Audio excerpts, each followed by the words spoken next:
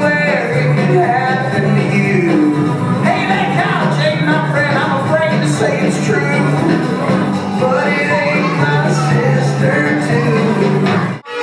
Can you see them? Do you see them? They got to be around. But can you see them? But do you see them? They simply must be found. I know what's going to happen. I really know. For I've been eating pumpkin seeds because they taste just really great. So when there's a pumpkin in my belly, I get lots of ideas just like that. Just noticing something. From a real life experience, to look at something and wonder, that's interesting, that's funny, that's strange. And I found some old wheels that day that looked like eyes. So I thought these wheels could be the eyes. So just that experience of looking at that stuff and thinking, what can I do with this? Now we began by singing a poem about a couch who eats people. This poem was an idea from a friend of mine. And the poem that we see here is called Up and Down Frowns. I began writing this poem one day when I was feeling grumpy. How many people ever feel grumpy?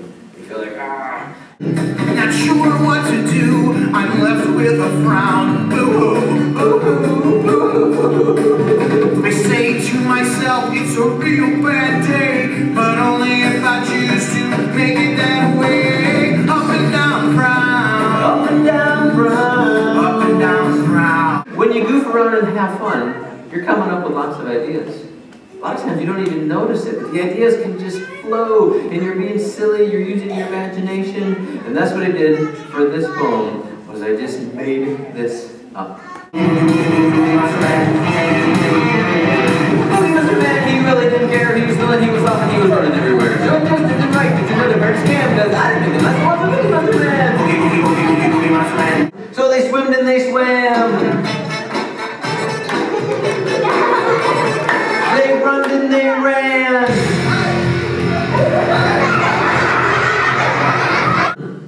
No more fun!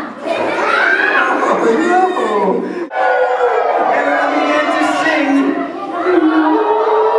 The fun was so incredible. So that story that we just performed, when it was first an idea, I was just playing around with the names of the characters and the words, and this is what I wrote. And I started brainstorming for some other character ideas, and so I wrote the story again. That's how I start writing, is I'll start with any idea in my head, and I'll write it down.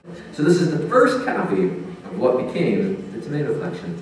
After I made this first copy of the book, I was reading through it, and I noticed some mistakes. I had some new ideas. I was thinking of words I could choose that would make it sound more interesting. So I was able to rearrange the pages. I was using crayons, markers, paint, building things. How many of you have a journal in your classrooms or at home or both?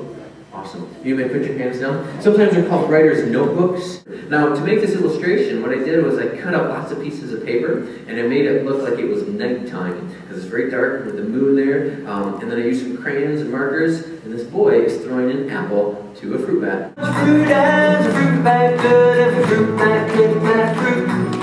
How much strawberry, strawberry, berry, strawberry, good berry, straw. Look right above us in the lights, there are light bulbs. We could say, how much light could a light bulb bulb if a light bulb could bulb light? We're going to be finishing up the program. I wanted to share some ways to get ideas. I wanted to talk a little bit about writing, that it takes time. But the most important thing that I want you to know and see and feel is that writing is fun. Using your imagination and creating. And so I want you to take your hands like this and go, boom, boom. Wave your hands and wave your feet. Wave your hands, who pushed repeat. Boom, boom, ain't it great to be crazy. When the music changes, you decide how to dance to that new song. Ready?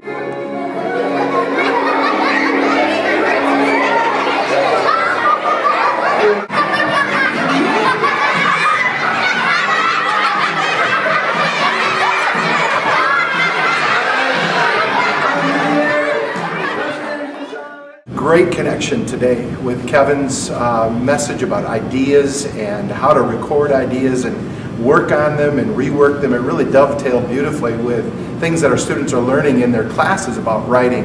And I thought it was just a great reinforcement of things they've been learning in class, and also just really engaging for the students. And seeing the puppet, Jacob was a great draw for the kids. They loved his tricks and his singing.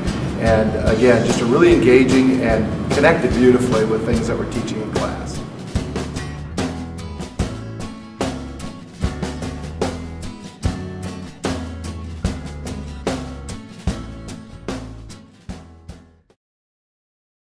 You ready? One, One, two, three.